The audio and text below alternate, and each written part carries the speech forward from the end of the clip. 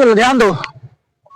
करा है डार्विनवाद का सिद्धांत। डार्विनवाद मतलब डार्विन जो सिद्धांत विकासवाद में के लिए जो है, ध्यान दो, डार्विनवाद का सिद्धांत कहने का मतलब डार्विनवाद क्या है, पहले नंबर जानेंगे डार्विनवाद क्या है।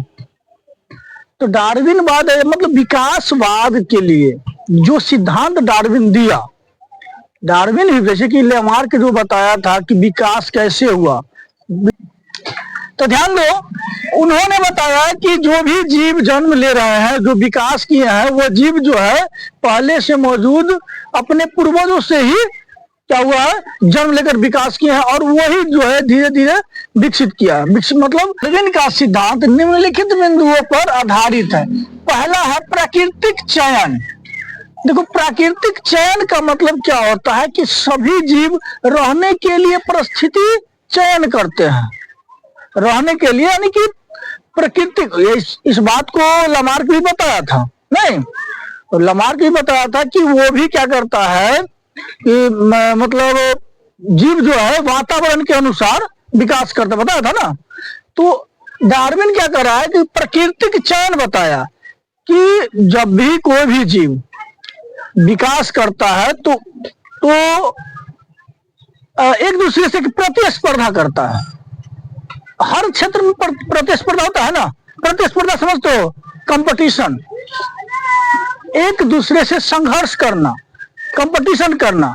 तो डार्विन का कहने का मतलब क्या हुआ कि जीव जो है ये मान के चलता है कि किसी न किसी समय, मतलब किसी समय जो है, मतलब जनसंख्या अधिक हो जाएगा तो वहां पर हमारा जो है वातावरण, मतलब वातावरण कम मिलेगा, यानी हमारा जो है कोई भी चीज घट जाएगा, नहीं, मतलब संघर्ष करता है, जीवित रहने के लिए एक दूसरे से संघर्ष करता है ना। तो पहला है प्राकृतिक चयन। तो प्राकृतिक चयन का मतलब क्या हुआ, प्रकृति को चयन करता, प्रकृति चुनता है कि किस तरह से जीवित रहना है ना, और जीवित रहने के लिए एक दूसरे से संघर्ष करता है, एक दूसरे जीव से संघर्ष करता है। जिस कहने का मतलब है, डार्विन कहा कि वही जीव आगे बढ़ जाता है, वही जीव विकास करता है जो शक्तिशाली होता है। जो शक्तिशाली होता है वो मतलब एक दूसरे से लड़ता है, एक दूसरे से झगड़ता है, और जो शक्तिशाली होता है वही क्या करता है, जीवित। तो ध्यान दो, दूसरा है विभिन्नता। विभिन्नता का मतलब जितने भी जीव जन्म लेते हैं धरती पर, सभी में कुछ न कुछ अंतर होता है, और ये अंतर विकासवाद में क्या होता है, सहायता करता है। जीवों में जो अंतर होता है वही विकासवाद में सहायता करता है। जैसे कि अब यहाँ पर बताया कि जो जीव शक्तिशाली होते हैं, जो संघर्ष में जो शक्तिशाली होता है वही जीव रह जाते हैं, बाकी जीव क्या होता है, लुप्त हो जाता है।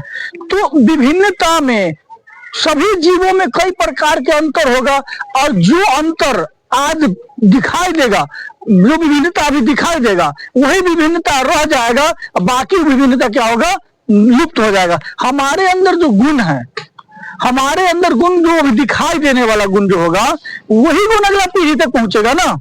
और जो गुण परिलक्षित नहीं होगा, यानी दादाजी का कोई कुछ गुण मेरे पास हो और वो गुण हम उसका इस्तेमाल हम न करें, उसका प्रयोग हम न करें उस गुण का, तो हमारा वो गुण अगला पीढ़ी में नहीं जाएगा, वो इसी पीढ़ी में रह जाएगा और हमारे साथ ही खत्म।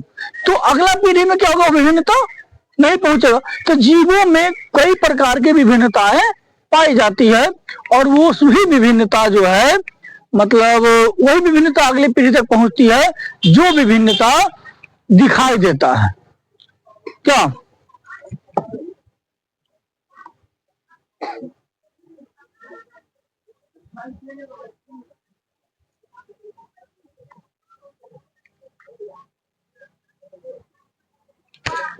समझ में आया कि समझ में आया?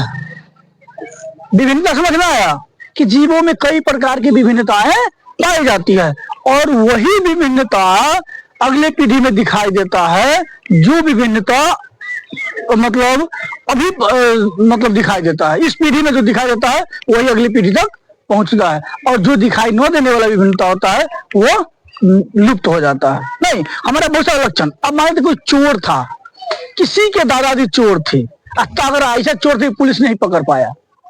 उसके पिताजी ऐसा चोरी किए ही नहीं, कभी नहीं। उसके पिताजी मतलब कोई चोरी नहीं की। अब जो लड़का जन्म लिया है, क्या उसके अंदर चोरी का गुण होगा? नहीं, क्योंकि उसके पिताजी उस लक्षण को प्रदर्शित होने ही नहीं दिए। क्यों नहीं होने दिए? तो गलत गुण था, इसलिए वो प्रदर्शित नहीं होने दिए। तो इसको एहसास भी नहीं हुआ कि हम चोर हैं। नहीं, तो हमारे अंदर जो भी विभिन्नताएं हैं, जो पूर्वज, यही चीज यहाँ पर भी पढ़ेंगे आगे। वंशानुगत, वंशानुगत का मतलब क्या हुआ कि जो भी गुण सेम टू सेम, उसी बात, वहां विभिन्नता थी, यहाँ जो भी गुण हमारे पूर्वज से हमें विरासत में मिलती है, विरासत समझते हो, फ्री में, अनुदान में, दान में मिल जाता है, तो बिना कमाए, बिना गुण अर्जित किए, बिना लक्षण अर्जित किए मिल जाता है ना, तो विरासत में नहीं हुआ। विरासत का मतलब है संपत्ति। क्या? तो हर एक व्यक्ति का जो पूर्वज है कुछ न कुछ जो है देकर ही जाता है, क्या नाम? वंशानुगत का मतलब क्या हुआ कि वह गुण जो हमें पूर्वजों से विरासत में मिली है और वही गुण आगे अगली पीढ़ी तक पहुंचेगा। को डार्विन कहने का मतलब क्या हुआ कि जो गुण हमको विरासत में मिला वही गुण आगे अगला पीढ़ी तक भी पहुंच जाएगा, उसे कहते हैं वंशानुगत। अब कर रहा है विकास। विकास